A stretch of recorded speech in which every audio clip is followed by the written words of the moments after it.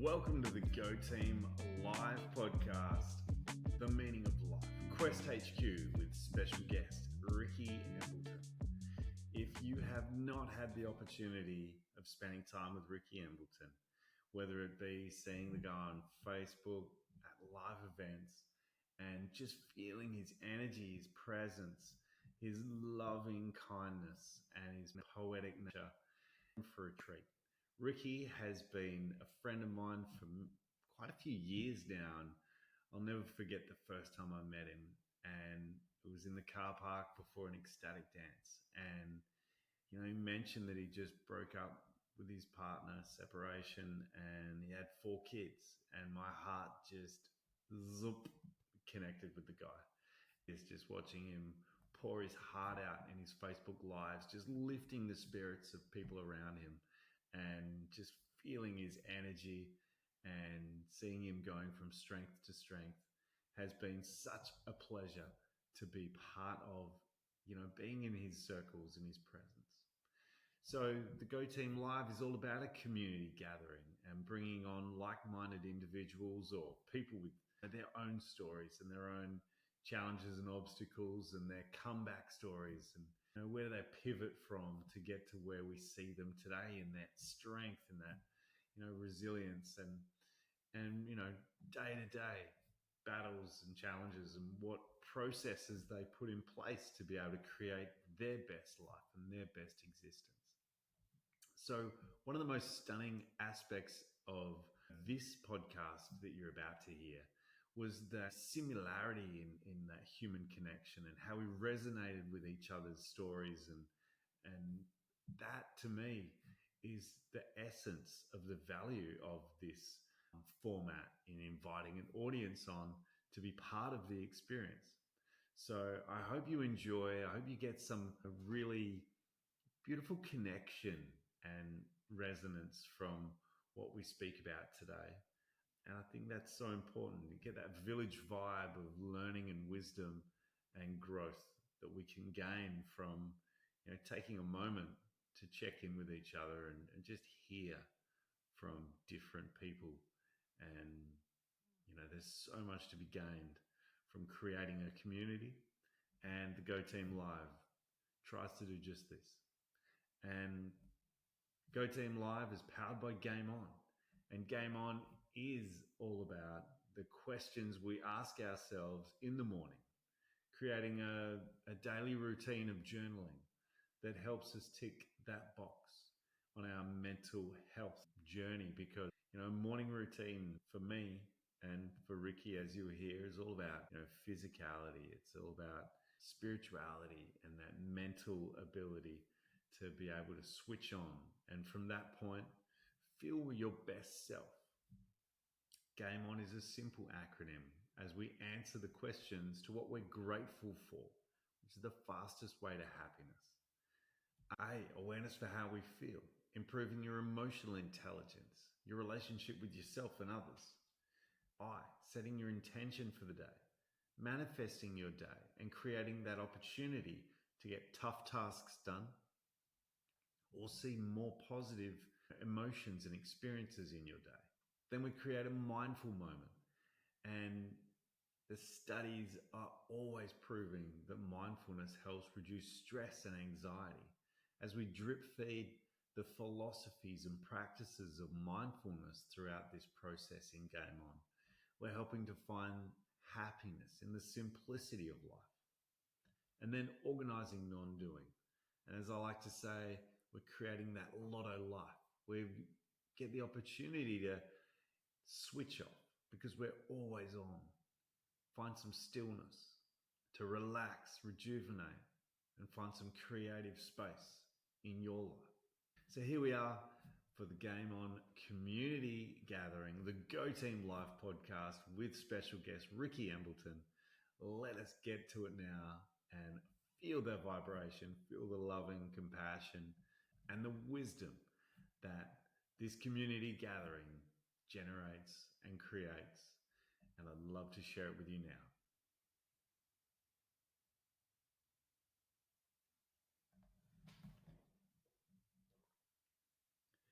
All right. Thank you, everybody, for joining us for the Go Team live recording. We have ourselves the meaning of life question HQ, because I believe that the value of the questions that you ask yourselves create the quality of your life. I've been listening to some cracking podcasts myself today, which have really been uncovering how far you can get in life if you just ask the right questions to the right people.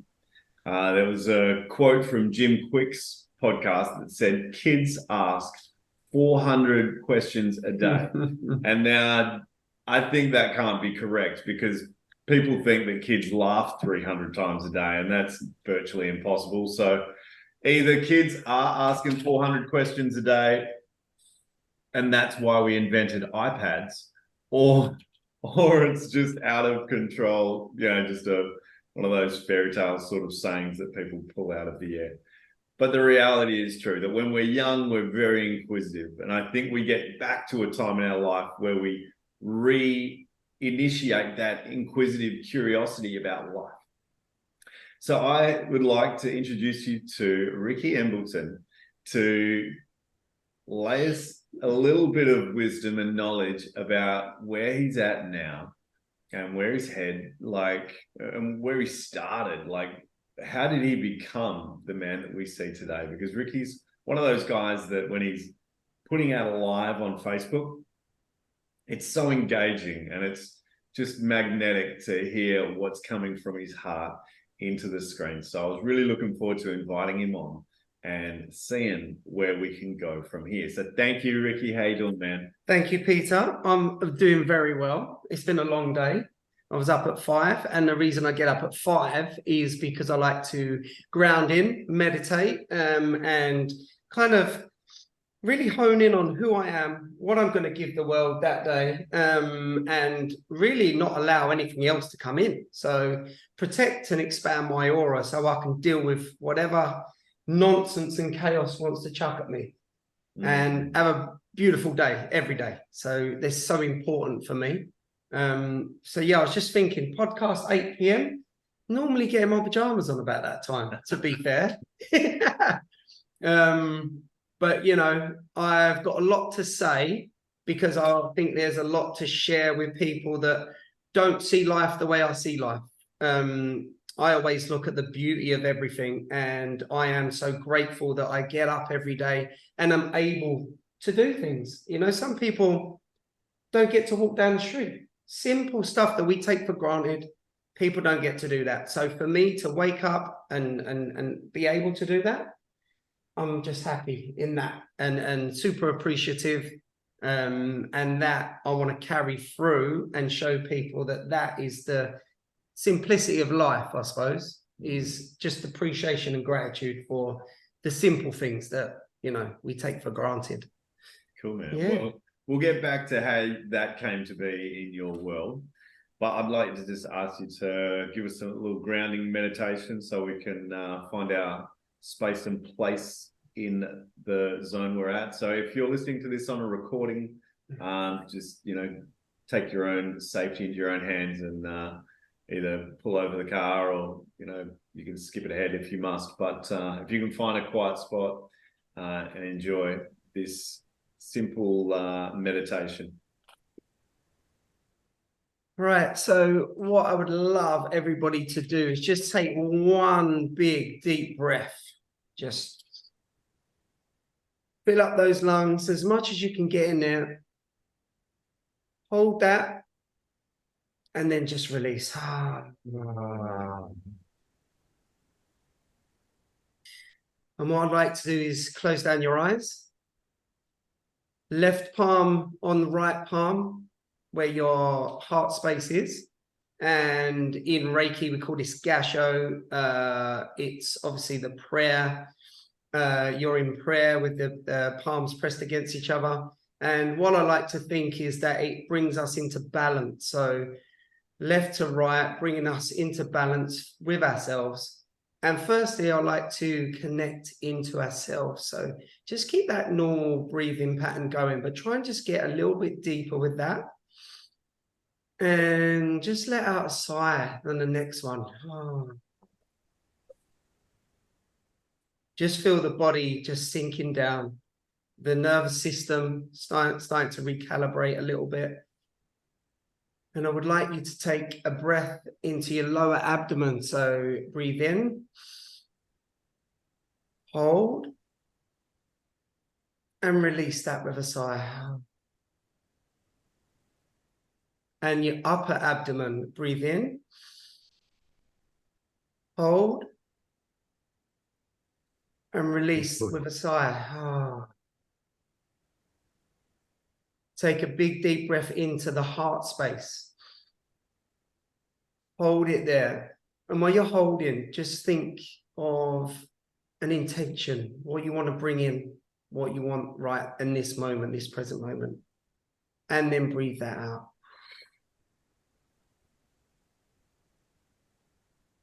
Keeping the eyes shut. Now we've kind of connected to ourselves. Now I would like to connect, or us to connect, through the earth by taking a nice deep breath down through our lower back, through our legs, feet, into the earth. And just imagine that for those that have seen the Avatar film, like when they connect with that dragon, just think of some cords that go into the earth and then they meet up with some cords that are coming up from the earth and you connect. So breathe in all the way through the earth, connecting in, hold that,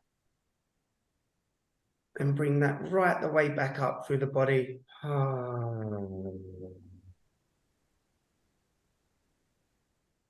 Another deep breath, and we're going to take that through the heart, up through the crown and into source. So breathe in, hold that, and then breathe that back through.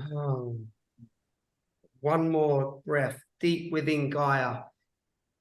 Breathe in. And we're going to bring that right the way through the body, up through to source, to connect all that is our heart, source, and the earth. Breathe in. Hold that. And breathe out.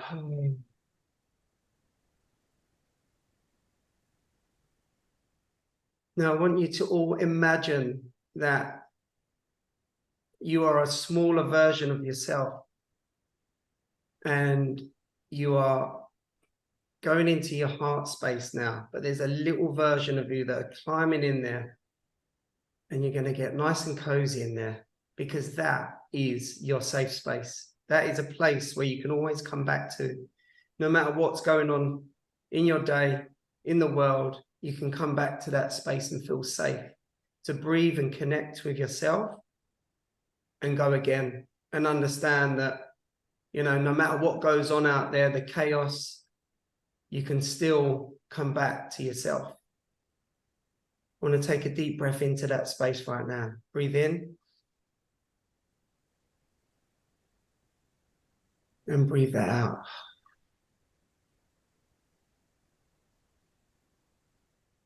I'm going to say some affirmations. Now, you can either follow or just listen, but just enjoy being in that heart space. That little version of you, feeling warm, feeling cozy, feeling calm, feeling safe. Will I say some words of affirmation? I am grounded. I am connected. I am anchored into the earth's vibration. I am centered and already elevated. I fully trust and believe, and I'm open to receive the gifts of healing, love, peace, prosperity, and joy that are now so abundantly for me. I am divine love and light. My aura is radiating strong and bright. I'll repeat that 2 more times to reinforce the affirmation. I am grounded. I am connected. I am anchored into the earth's vibration. I am centered and ready to be elevated. I fully trust and believe and am open to receive the gifts of healing, love, peace, prosperity, and joy that are now so abundantly for me. I am divine love and light. My aura is radiating strong and bright. I am grounded. I am connected. I am anchored into the earth's vibration. I am centered and already elevated. I fully trust and believe and am open to receive the gifts of healing, love, peace, prosperity, and joy that are now so abundantly for me. I am divine love and light. My aura is radiating strong and bright. Now breathe that in, please. And release with a sigh.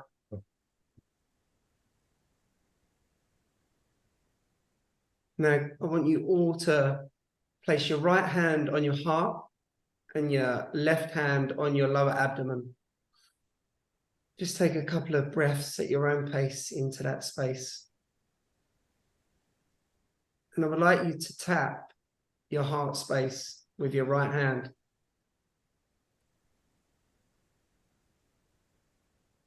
Just at your own pace, while I repeat these words, and you can join after you hear the first step.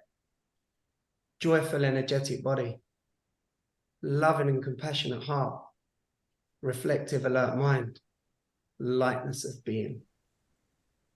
Joyful, energetic body, loving and compassionate heart, reflective, alert mind, lightness of being. Joyful, energetic body, loving and compassionate heart, reflective, alert mind, lightness of being. Now just sit there and bask in that beautiful space that you're in right now. And just feel that gratitude and appreciation for the love you are giving yourself in this moment.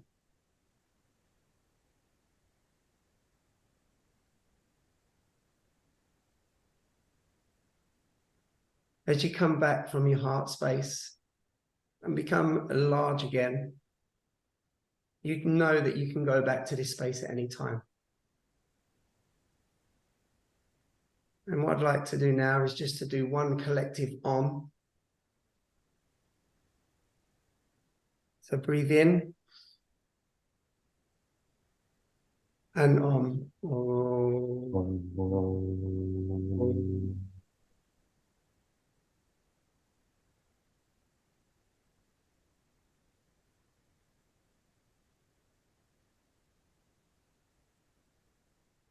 And when you're ready, just open your eyes. And hopefully we're all feeling a little bit more calm in our bodies, and everything is as it is and as it should be. And yeah, let's not worry about a thing. And it's all about adapting. And thank you, Janita. It's all about adapting and overcoming. And it's all about solutions at the end of the day, no matter what goes on. There's no point going around in circles, arguing and saying, you said this and yeah, but you done that. It's all about where can we go from here. So I would love to thank you all for joining us tonight. And I would love to thank Peter for inviting me into this space. I'm honored. So thank you very much. Yay. It's beautiful, Ricky. I love the unique meditations that we get throughout this series. And I need to spend a little moment just to pull them all out and make them their individual little pieces of joy, because there's such great value. So yeah, so thank you for that, man. It was amazing, and I love the uniqueness in all of the offerings. That was truly just that energy of Ricky coming into that meditation, and that's part of the thing that I'm really enjoying, is the unique personalities seem to be really in the meditation. And not only is it their personality, but it's like their knowledge and wisdom comes out in it too.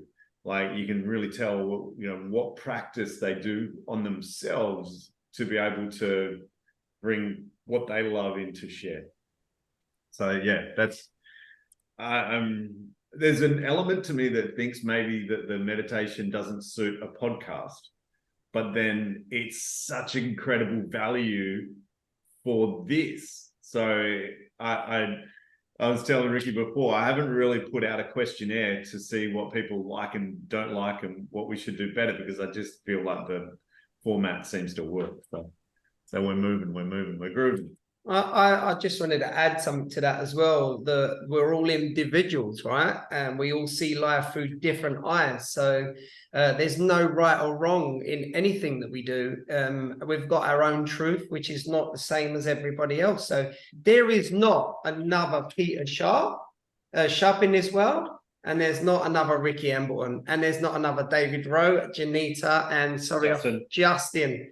There's not another one in the world. So you just put yourself out there and just be that best version that you can be of yourself, knowing that if you fail, you've tried. You've tried. You can't fail. Who cares? Can't fail. Can't fail. That was David's last week. So I'd like to introduce Ricky by asking a question, but I'm just going to get a little preamble to this. On Monday, it was my son's 16th birthday. And I invited the lovely Mandy over to, she makes candles. And I've realized that my son loves burning candles. Like, I made some candles and I found it's his quirk, right? And so I was like, you know what? If you can make like a heap of like decent candles, he can just burn them for as long as he likes. He's got like a lifetime supply of candles. Anyway, so my parents come over and we do this workshop and it went really well. As a 16-year-old, he's grumpy and grumbly and, shows no appreciation for anything other than his friends. Well, we were cutting the cake. We'll put some candles on the cake. We're singing Happy Birthday. And my mum and my dad just start dancing. They're dancing it out, this happy birthday in this very small party. And it was so funny and sort of quirky because no one was prepared for it. But the reality is true that when Ollie said the next day, he goes, what happened there? Why are they dancing? Because it's just not normal. And today I was thinking about it and I sent him a message and I said, Ollie, just remember that your grandma and your poppy have just both dealt with cancer scares themselves and they're out the other end. And it's your poppy's mum's birthday as well. So they're at your birthday feeling like on top of the world. Like this is one of the absolute dreams for somebody that's staring down the face of a very challenging path of being at their grandkids' birthdays is like those absolute joyous moments.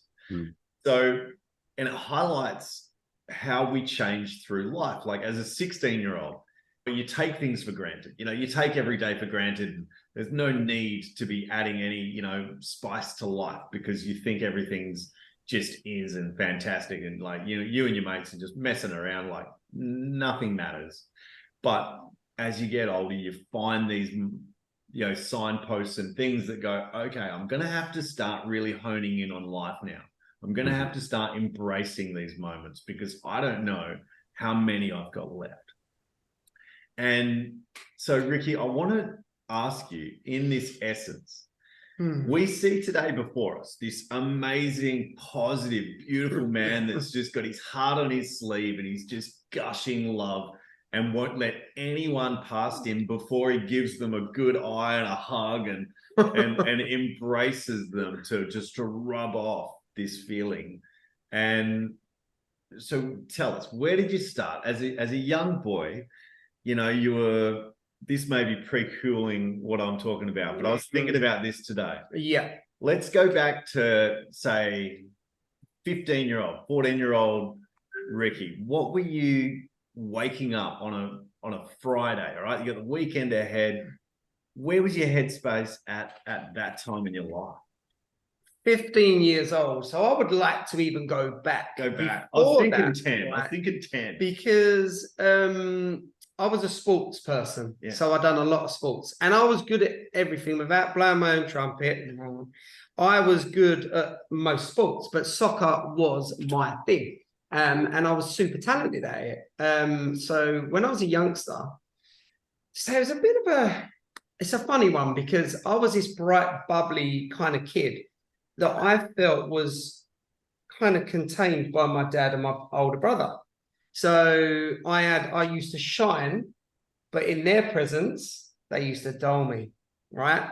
So when I was out in the world, I'd be Ricky, I'll help you, let's do this, let's have fun, you know, all that stuff. When I was at home, I was this little solemn character. So my dad was a very harsh disciplinarian. So we weren't allowed to eat with our elbows off the table.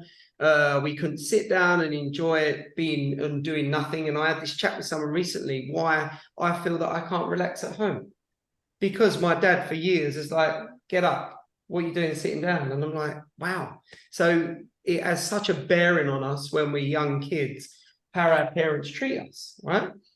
So that amazed me, actually. I'm still like that. But I used to go out, enjoy myself to the fullest. And that's why I spent most of my life out the house. Out of the house. Get out. And still. And I'm still out of the house. I don't go back. And my current situation is that I've gone from a home to renting a room, right? Which at first was tough, you know, but I've realized that I don't like spending time indoors anyway. And this goes back to that. This goes back to that time. Yeah. When I was a kid. So yeah, it's all about freedom for me. Freedom to move. I'm a free spirit. I need to do everything, you know, and not be contained, which is what my dad and my older brother used to do. So did have a funny, I don't know, two sides growing up. Sure. Yeah. So there was this bubbly little man that got out and about and did his things. Now, from that point, you got through, you know, Party Ricky. We won't delve into. That's a long one. That is. The Party Ricky is a long affair. Yeah. Monumental times and good era. In a good era. It was good, but tough. All right. So we're fast forwarding through that. Everybody. And then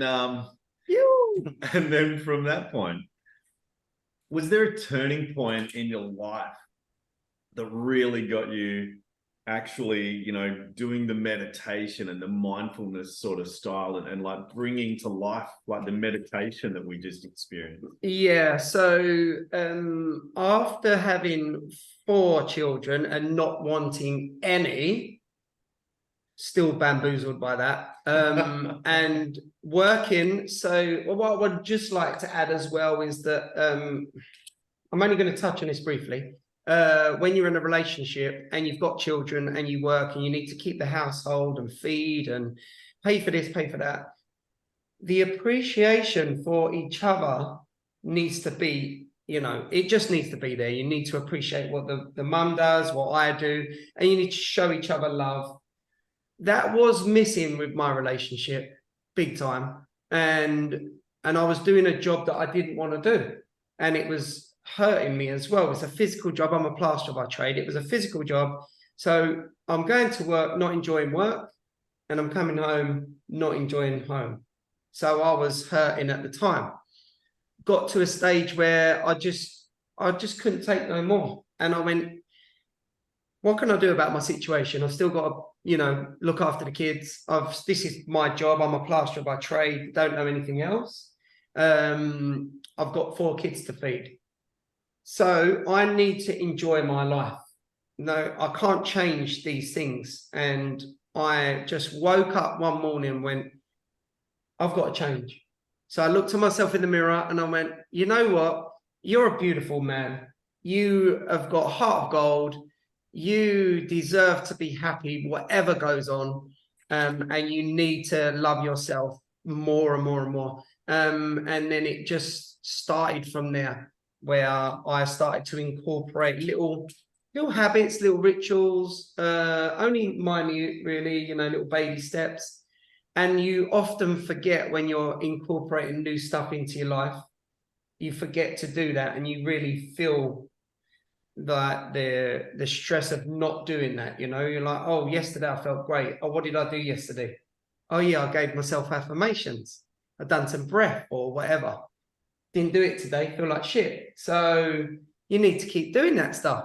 So it was like, you know, when you get a gym membership and well, Pete doesn't, but so anyway, or you pay into something and then you miss it, you don't go, and you're like, I need to start going, I'm paying for this, or a subscription of some sort. And you pay for it and don't use it until one day you go, this is a waste, I need to start using it. And then you do, and then you benefit from it. So keep doing these little things that make you feel good and incorporate that in your life. And then it suddenly starts to become like brushing your teeth. It is part of you, you know? So that's when it changed for me. And that was about 10 years ago. Yeah. Yeah. And so what is your morning routine now that works for you? Oh, I love this morning routine. And funny enough, I've done it for a while, thinking, what is this actually doing for me? Because it's like repetitive. And I don't like repeat. I like spontaneity. I like to change. But I realized this was doing something magical. So I get up at 5 o'clock every morning. I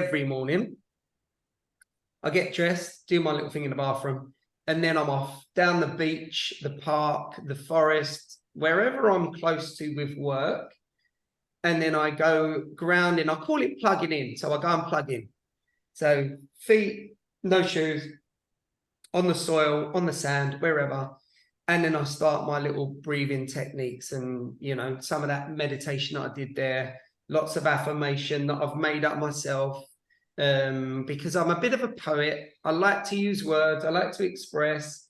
So I've got these different things that I say every day that I incorporate. And it basically what I'm doing is honing in on myself, not dealing with anything that's out there until I strengthen myself to be able to cope with going out there into the world and listening to the chaos and the bullshit and all the stuff that you get thrown at you, and go, you know what, this is good.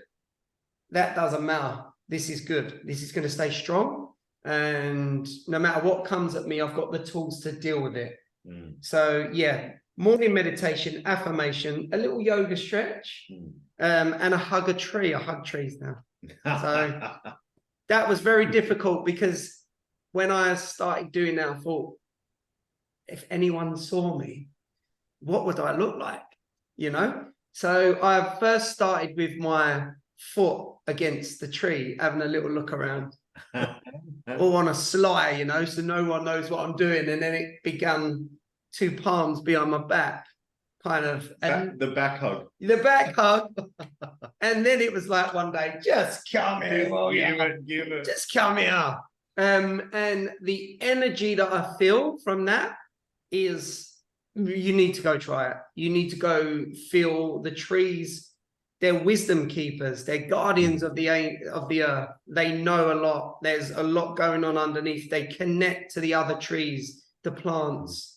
Everything that's underneath us is what they connect to. They see, hear everything, you know? And if we can go and connect with them, they remember who we are. So I'm no scientist, by the way, and I do everything on feeling.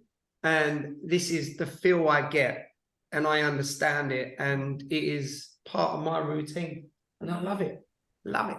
That is a spiritual lesson right there. That's true. I know when my kids would hug trees, you know, as little kids, and, you know, you look at them, and I suppose you wish you had that, like, you know, inhibition to be able to just hug a tree without caring who's watching. And yeah, I appreciate the steps, and that's a beautiful lesson for everyone, just to take those little steps towards, you know, doing something that you may be feeling uncomfortable, no matter what it is, you know. So there was a tree that I connected with at my gym. So I go to Craigie Leisure Centre, right? And there's a beautiful tree. They cut a couple down, and there was a beautiful tree, and it's like me and my mate, right? So anyway, I've been there a few times. It's where the car park is. So when you're there in your moment, people are walking past. This was very difficult to begin with. And then what was really funny was a kid would come past and go, Mum, what is he doing? And you'd hear this quite often. And then one day the woman went, he's just hugging a tree. And I was like, yeah, that's all I'm doing. And it just became normal to me after that, you know. But this is why we love kids. And I'm glad you jumped on that, is because they're their childlike inquisitiveness, where they ask questions. Mm. And what happens now when we ask questions about things? Oh, you can't say that. Yeah. You can't ask that. You know, conspiracy theorists and all that rubbish that people chuck at you. When you're a kid, you can ask whatever you want. Mm. And I want those eyes, and I've got those eyes now, where I look into the world and I just get excited about everything. And, you know, everything is a brand new day for me. And that's how I treat it, you know, just connect with that inner child that we've suppressed for so long. Mm. Go in there, bless that inner child for all the stuff that they've been told they can't do. Mm. And you're not allowed to say that, and then bring them back out. Yeah. You know, bring them back out. The beginner's mindset, you know, one of the aspects of the 7 aspects of mindfulness. Touching on that, I think we, how do we come about, Justin, if you want to unmute, what question did we ask to get you to get your roller skates out, your rollerblades out? Mm-hmm. That was a podcast inquiry? It wasn't a podcast. It was, you were showing me screenshots from the Misfits LinkedIn message group, and you had showed me your message that you'd sent about, you know, your surfing. And in reading that, I was like, what's my thing? Like, and yeah. Because I often tell people that if they look back at what they loved as a child, they still love it now. And if they don't have a hobby or something that they're resonating with now because they've got so carried away with life, look back at what you did used to love, because there's a good chance you can touch on that again, and that is still what would really light you up. Yeah. I love how you've just jumped on that, because when me and my partner of 20 years split up 2.5 years ago, so I've been on a bit of a roller coaster of, you know, feeling like my life's fallen apart. I've lost my family and all the feels. But what I remembered was, as a kid, I used to express through words, and I used to write poetry when I was at school. And I used to really love that and enjoy that. So I just wrote a poem one day about where I'm at the moment. And then it just, all these words started to come up. So I was always writing, and it really helped me navigate my breakup and being on my own. And it was a chance to just let it out, because I think when we keep stuff in there, it just manifests as injury, illness, whatever it manifests as. It's just a heavy load. And until we voice it or put it out on paper or talk to people, then you're just going to carry that. So this was a good way, like therapy, if you like, of, you know, calming myself down and creating a space for something brand new to come in. And that's what did happen. All this stuff left me, and it created a space for magical stuff to come in. And I realized that being on your own isn't a bad thing, you know. It's not a bad thing, because you can please yourself a lot of the time. You can do whatever you want on a whim, you know, go, oh, I'm going to do this today. All right, you've got work, you've got a family, you've got kids still to do that stuff, but you still can have a little bit of freedom. So yeah, that was an amazing thing to rediscover my writing skills in poetry. Yes. Yeah, we don't want to promote separations, but they do have their perks. Yes, definitely. Yes, anyone that's thinking of that right now, just this is my journey. All right, this is my journey. But I just think understanding what lights you up is the important of what we're getting at here. You know, what is it that you love to do? What gives you that spark? What gives you that, you know, that grin, that big fat grin on your face? What does that to you? Go do that. Rediscover. Yeah. All right, Ricky, I'd love to figure out the question you have for us today. But first, before we get to the question, I want to know where your head was at to, you know, figure out what the question was going to be that you're going to pose to us.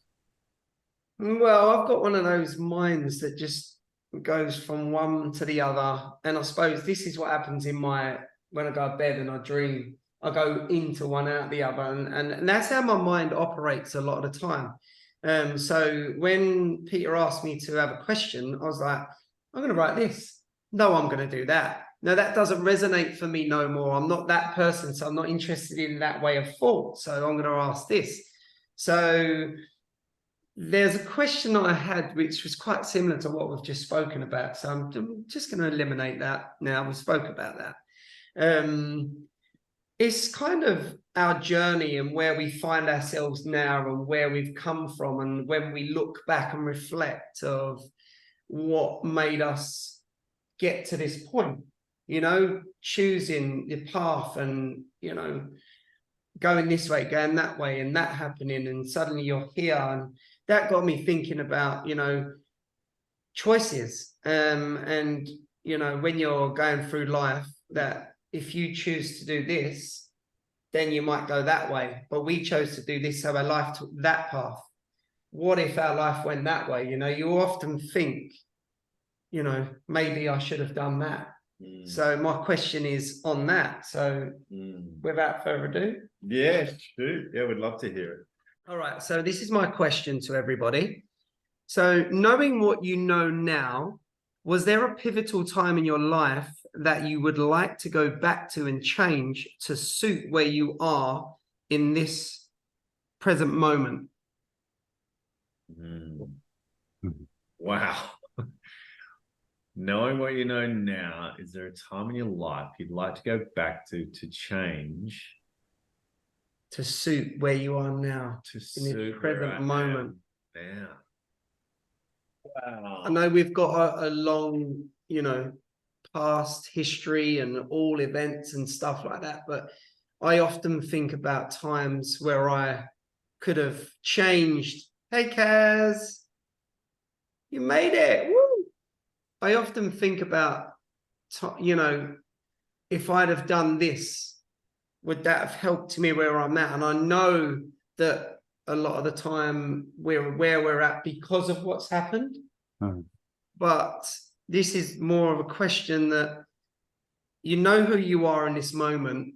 So if you'd have made that decision back then, would you have had what you desire in this moment? Or, yeah, would it have changed anything for you, do you think? Well, for me, I'll jump in and let you guys have a think about it. Now, I've got 4 kids and 2 ex-wives. So I can't change, I don't want to change any part of that story because my kids are incredible and you never want to change that. But in part of me is thinking, could I have suffered less had I taken a different road? But I don't think that's as important as the love and how much I appreciate my kids. So what would I have changed would have probably been having more time for something like yoga that was, you know, as much as I touched on yoga when I was a teenager, I think if I actually went to yoga throughout my 20s, because it's such a beautiful combination of things, you're surrounded by beautiful people that have got their, you know, they're working through their lives through physical and mind. I think that would have been an incredible way to navigate my 20s in a heart and mind space, is to actually participate in more yoga at that time, actually at yoga centers, because I suppose I've done yoga online or just on my own. But yeah, I think that would have made a huge difference to my life. Yeah.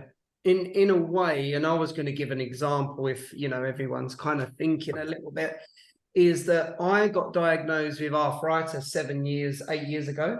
And this is the reason why I couldn't carry on with my football career, because that's where I was going to go, which made me a very bitter person because of that. Football was my life. I played for many teams, and that was where I was going. And I could go off on a tangent here, I won't. But if I'd have got diagnosed way back then I would have been sorted out, or there could have been a recovery period where now I wouldn't be suffering as much, you know, so I'd be more comfortable, or my football career could have taken off. So that's for where I'm at now, I'm doing a physical job. I struggle a little bit. I'm in pain. Maybe I wouldn't be feeling like that if that had changed back then. And I have let that go. But that is something that I look back and go, wow, my life could be much more comfortable, better, you know? But also, a bit contradictory to the question, is that we need all these life experiences and things to bring us to where we are now, you know? So maybe it's a small change, a small thing that would have enhanced the moment that we're in for you. I don't know. But that would have been definitely for me, diagnosis years ago. That would have been, it changed everything, I reckon. Anyone like to share what they think? Anita, yeah, please. Yeah, unmuted. Yes, hi. I love your shares. They're beautiful. Making me all emotional. Grr. So I got two moments.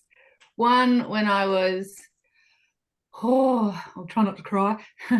When I was 18, 19, 19, my parents had freshly divorced, and I was doing a fashion and textiles course in Northbridge, and I was fucking talented. Excuse my French. My teachers were extremely in awe of what I was doing. I was only there for 3 months, but I was the backbone for my family and my parents, and I was trying to deal with their divorce, this awesome course I was doing, and a part-time job and studying, all of that all at once. And I chose to quit the course and sadly allowed my parents' divorce to pretty much take over. And I was, had both of them in my ear, like back and forth. They were using me against each other, and it was not my job to deal with them and to actually have to parent my parents through this and forget about myself. So I definitely would have put myself first back then if I could have had the chance, and really believed in the magic that the teachers were seeing, and that that I had back then. I mean, there's still hope for me, but my life would have been a whole lot different. That's for damn sure. Share that is, and to not be so concerned about being in a relationship as well. I was in a relationship when I was from the age of 16 for 10 years, and then went straight into another one for another 9 years, and then went straight into another one. So I've never really been single.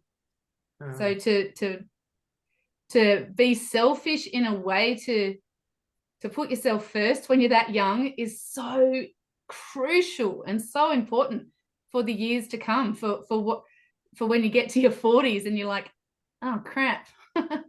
Right, I got to start. I feel like I'm starting like a 20-year-old now, like. And I also wouldn't have got my tubes tied 70 years ago. No. And gone off my mum's recommendation. So, there you go. amazing. Thank you for sharing that. Beautiful. We, like you said, we experience all of this to make us wiser, and there's no mistakes. They're all lessons. I'm grateful. Knowing what you know now, with where you're at now, what would have helped where you're at now. So it's that there, right there, is just. Yeah, I'm finally putting myself first. Yeah. I'm finally putting myself first. And in a sense, by going through that and the old stories, you're letting go of that. And you're comfortable who you are now. So it's nice to look back, bless that part of you that you would have liked to have changed, but are happy where you are right now. So I suppose that's the idea of the question, really. Well, it's nice just to kind of, write it on a letter and throw it in the fire, isn't it? And let it go. Because we are still hanging on to these things. Yeah. Yes. Thank you. Thank you for sharing. I'll do a little share. Beautiful. it's, to be honest, we're back to this, like, we are where we are because of obviously whatever we've experienced, you know. Yeah. And it's the realization of that, and it was a few years ago, you know, like having regrets, having, you know, thoughts of this and whatever, and suddenly that just it changed massively with me, and it was just, I've got no regrets. Yeah. And of course, I've had hardships, I fucked up, I've done wrong things, and life has done wrong things, you know, and I've experienced it, but I've got no regrets whatsoever. Yeah. And I kind of think of anything where I would possibly change, or, you know what I mean, alter to even with everything I know now, you know, it's just, it's all perfect, you know, everything's been perfect. Everything always is perfect. Yeah. I was at a philosophy meeting on Tuesday, and I said that comment, like, everything's perfect in life. And this girl was like, how could you possibly say that? She says, I mean, you know, she says, I mean, what's going on in Israel and Ukraine and the wars in the world and the poverty and the this and the that.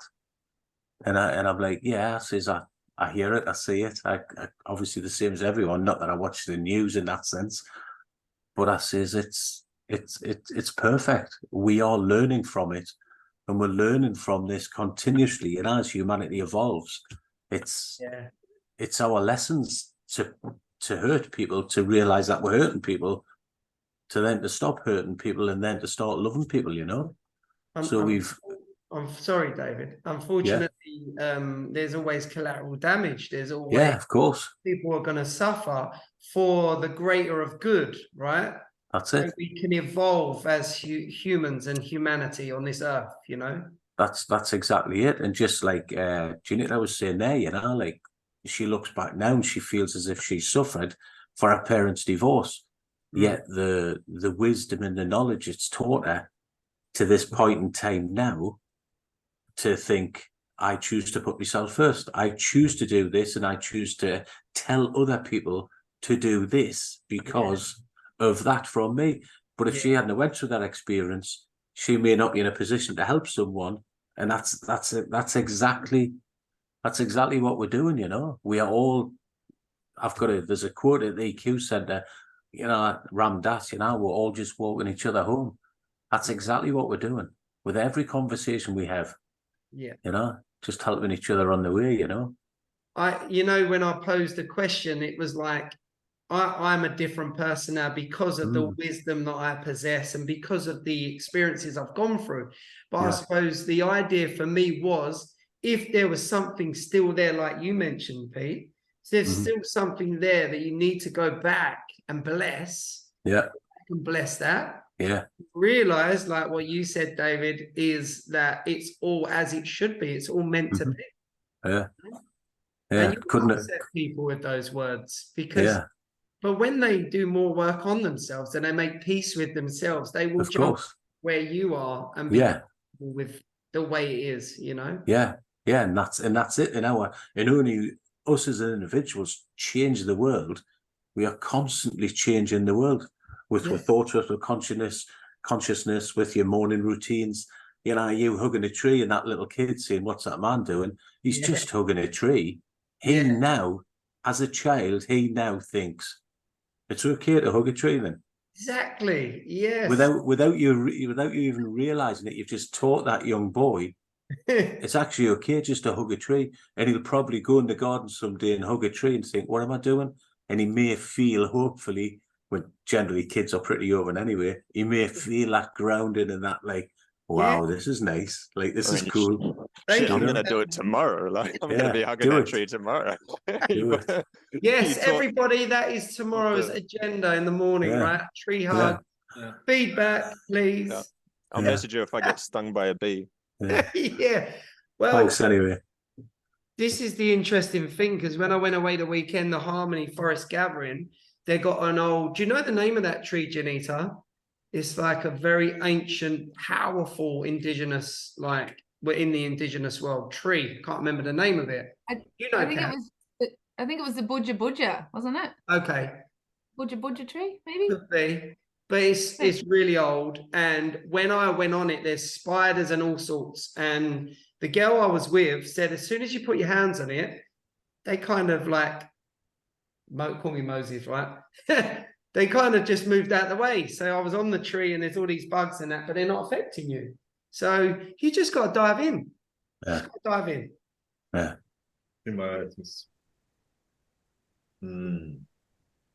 Beautiful. Thank you for your share, David. Yeah, thank you, David. Yeah. Thanks, mate. Anyone else like to share? No, I wanted to sort of, I mean, I kind of resonated with a lot of everything that everybody was saying. That there are lots of examples in my life of things that I contemplated, sort of thing, pivotal points that I imagine I'd be in like a different place, maybe where I want to be or where I've always wanted to be now. Like there's been opportunities where I've missed out on money or missed out on like better relationships or better this or better that or different things. But at the same time, as Davey was saying, I kept finding myself coming back to well, no, if I did that, it wouldn't have just affected me. Like this person would have got this lesson out of this in their life, and they wouldn't have had this experience if I had done this, and I might not have helped that person with that thing, and I wouldn't be where I am now. And like, it's hard to say where you would be, and I'm happy where I am. I'm like genuinely grateful for where I am now and all the things I know. So it's like, as much as I'd love to know what it would be like with these certain things, maybe, or would I be even happier or anything? I don't think I would be, I think I'm pretty happy and pretty grateful with everything I know up to date and where I am.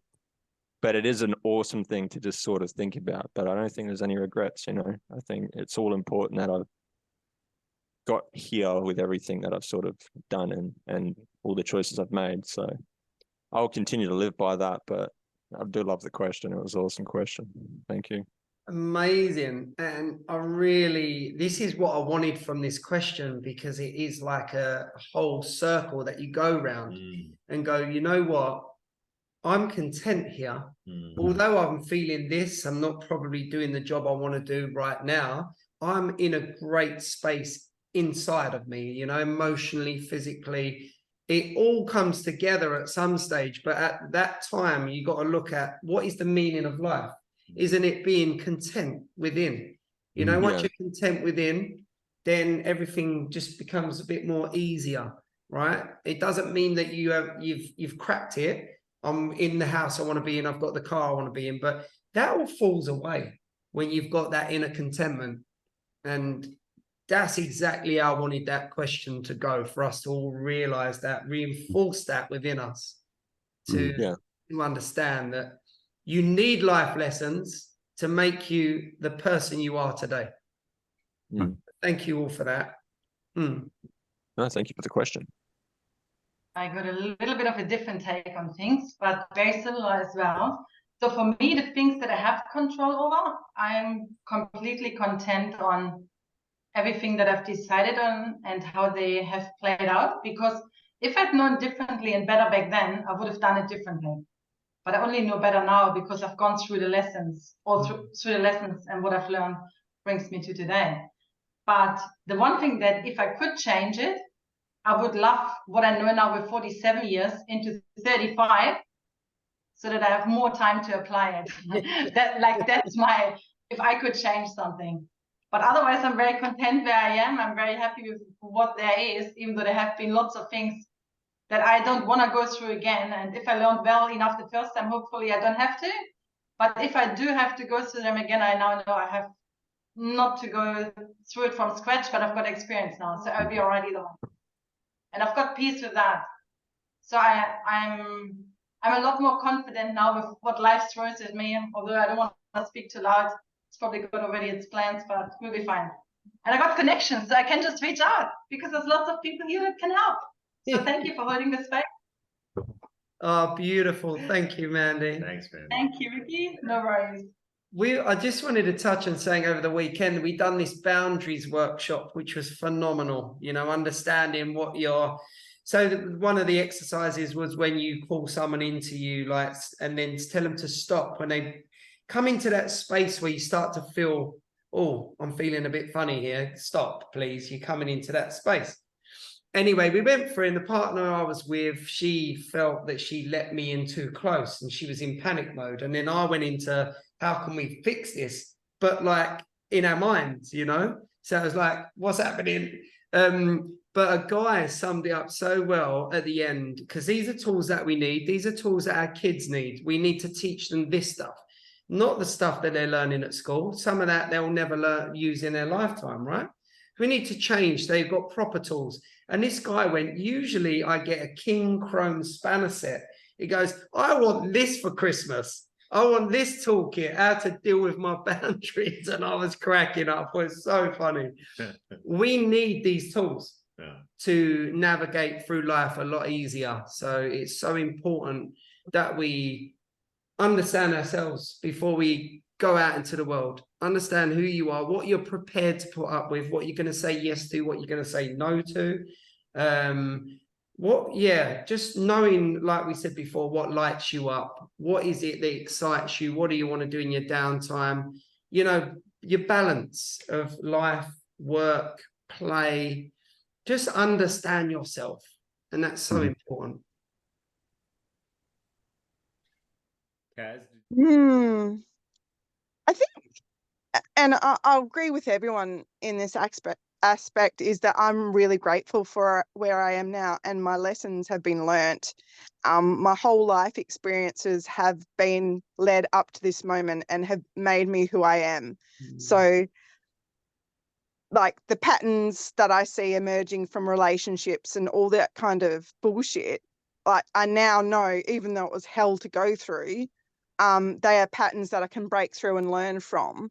They have made me a stronger person. They have made me understand who I am. Not necessarily great experiences, but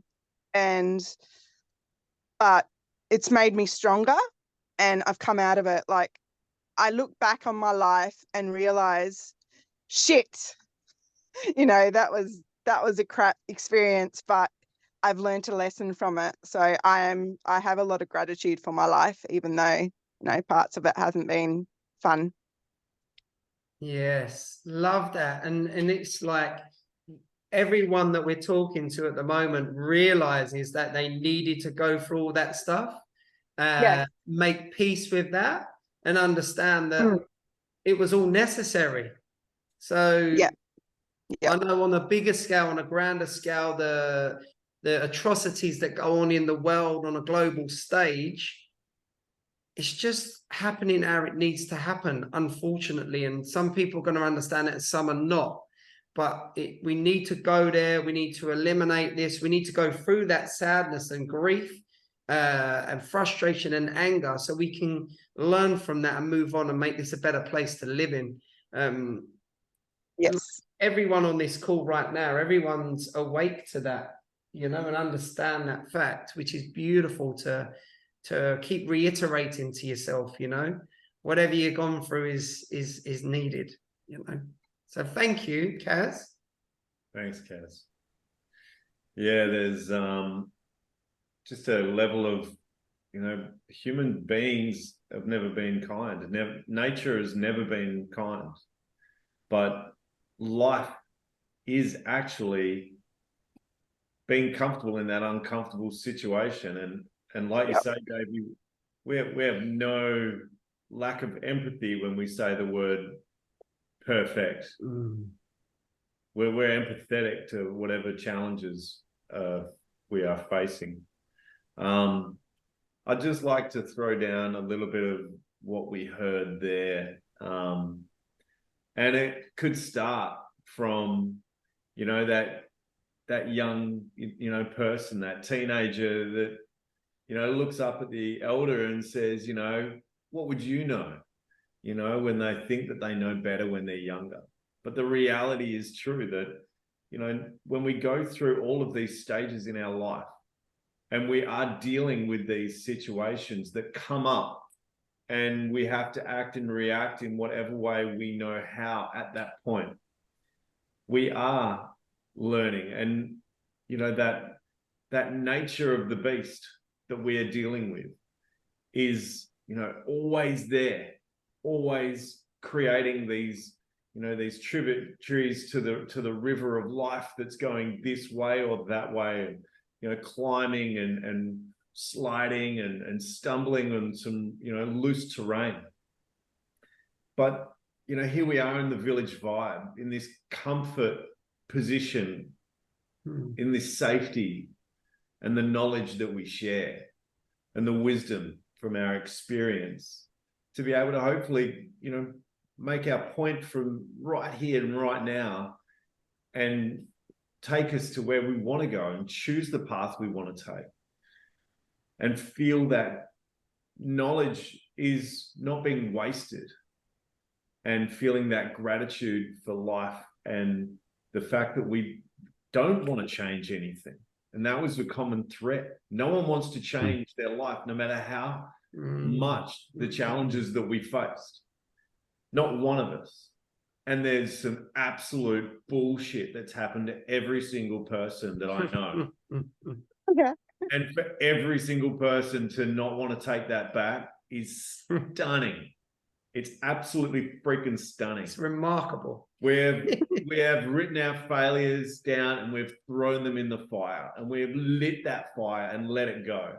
And from that relief of just, when you asked the question, I was like, oh, it's dark.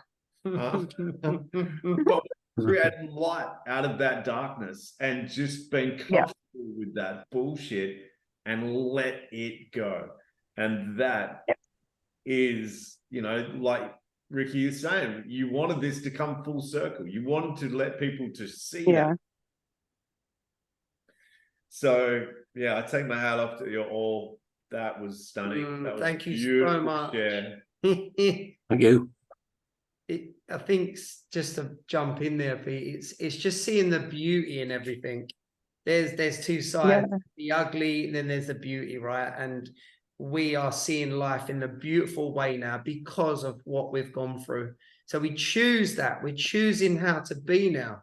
And that is the most important thing, to wake up every day and choose to feel happy. Choose to vibrate on such a frequency that everybody else has to go, hold on a minute, what are they doing? I want some of that, We choose beauty over everything. We choose love. Love is the highest vibration of them all, Yeah. And together we can, raise the frequency of the planet. Like Dave mentioned earlier, we're all doing our little bits together, and it is kind of bubbling at the moment. And that's what I love the most.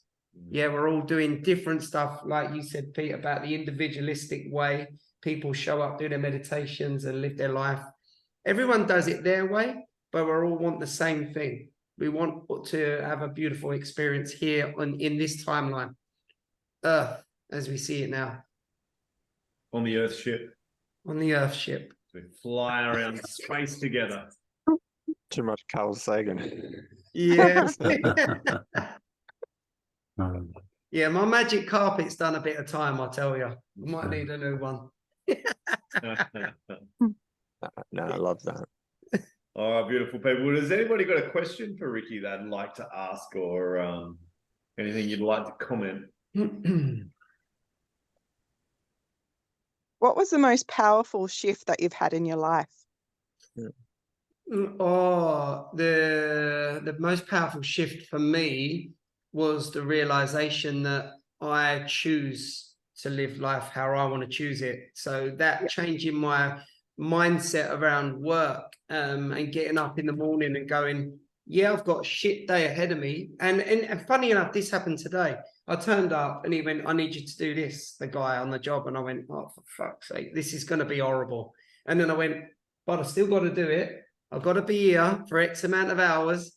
I'm going to start doing what Ricky does best. I enjoy myself. And I got through the day and suddenly it's 2:30 and I'm like, it's home time. So it's just changing your mindset. That's been the biggest shift for me. Thank you, Kaz.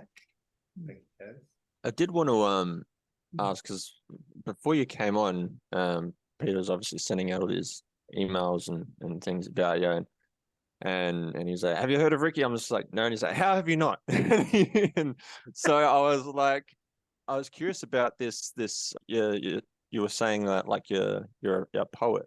I was wondering, do you have like anything out there that like we can look for, or like anything that you've sort of written, or You know what I'm like? I'm a Virgo. I'm supposed to be a perfectionist, right? And I've fought tooth and nail not to be that perfectionist. So I've got this battle that I do with myself. I could be the most organized person in the world, but I'm kind of a hippie as well. So I don't know, that could be a few other little elements involved in that. But all my poems are on scrapbooks. They're pieces of paper. There's a first draft here. There's one there. There's something on my phone. If you would like, I could share a poem with you guys now. Yeah. But they're all over the place, and yeah, I can relate to that. This is perfect, right? Because this is about my granddad who passed away a few months back. Now, my granddad was the pivotal masculine in my life. My dad, bless him, he's got bipolar disorder, and he just needed to do him for a while. So my granddad's always been my go-to kind of person to talk about stuff and share stuff with. And then the most beautiful thing about that is my dad is in a good space right now. But my granddad's passed over. So what I was able to do in April was go and spend some time with him. And we really dived deep into how he was feeling about life and his life. And he said to me after a few weeks of me being back there that he's got that inner contentment and he will die peacefully now. And I was like, yes. You know, you let go of all that stuff because people, not us by the looks of it, but people hang on to things all their life. And then they take that with them wherever that life is going to go, you know, like after they leave this life. So it's all about just learning in this lifetime, letting go of everything, anything that's angered you over the years, you just let it all go, you know, and then it's going to say fall off the perch in peace, but that's probably funny expression. But just to know that you can leave here knowing that you've, you know, had a peaceful journey and you're happy to go, you know, I think that's important. But this is my granddad, and this was read out in the church, actually, and it was a first draft that I recorded to my brother, and it was not what I wanted them to hear, but he done it anyway. But my granddad's name was Terry. This is Terry. So, standing in at 5'3", immaculately dressed at home, just watching TV, as dapper as you could possibly be, still cracking jokes to his girl, Joycey. Not a hair out of place on his wonderful tash. Get too close to his trousers and you might get slashed. How did this man survive for so long and have the zest for life so immensely strong? Time after time proving the doctors wrong. Limerick Road tenants hearing him singing his own song. He was loved by all and loathed by none. He loved nothing more than nipping down the pub in the high street for a large swift one. Let's get together and go out for a meal. This was his favourite saying and a very big deal. All the Embletons on a table at the Royal Forest Inn, garlic mushrooms and a steak, and always a grin. We had marvellous times down at Muddyford Quay, fishing for crabs down by the sea, sometimes a trip to the Copper Skillet for tea. You would love your visits to the Christchurch Priory. Your family was everything and always your first choice, but nothing compared for the love you had for your wife, Joyce. Your love for each other was so clear to see. This love transcended upon our wonderful family. On a deeper note, you was always there for me, to guide me and help me to be the best I could be. Our letters, our calls, our chance to dive deep, these are the memories I will always keep. I know you are with me, and to me, you will always be the wonderfully courageous, loving, and charismatic GT, Grandad Terry. That's it, guys. That's gold. Well, on that note, Thank you for sharing. Beautiful. Yeah. Really nice. It is your own, and it is your own life to choose. So thank you for joining us. I'm so honored that you spend your time with us here. It could have been anywhere else.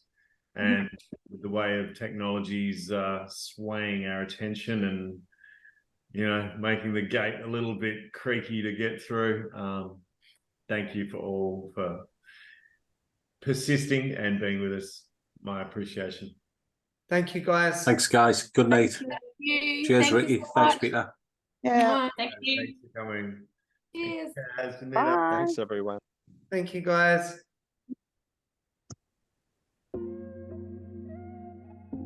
Thanks for listening to the Go Team Live podcast, The Meaning of Life, Quest HQ, with special guest Ricky Embleton. And you got to feel that energy and resonance with the community and learnt and felt, you know, relief in resonating with the other stories from the people that shared. If you would like to share your story, we'd love to hear from you. Reach out to Ricky or myself. We've got, you know, you review the podcast. If you're listening on Spotify, you can answer the question down the bottom. Share this podcast with someone you know and let that vibe continue, that ripple effect around our community. It's the quality of questions that we ask ourselves that creates the quality of life. And so here with Go Team Live, powered by GAIM ON, creates that opportunity to find our way to win the day. Download the GAIM ON app and try your first entry if you have not done so already, and be part of this beautiful experience and, you know, find a different way to use your phone. You know, we have so many opportunities to stop and pause, and by adding something into our, you know, daily routine that creates the values and benefits of answering the simplest questions and being part of a community that does so, you will notice a huge benefit in your life.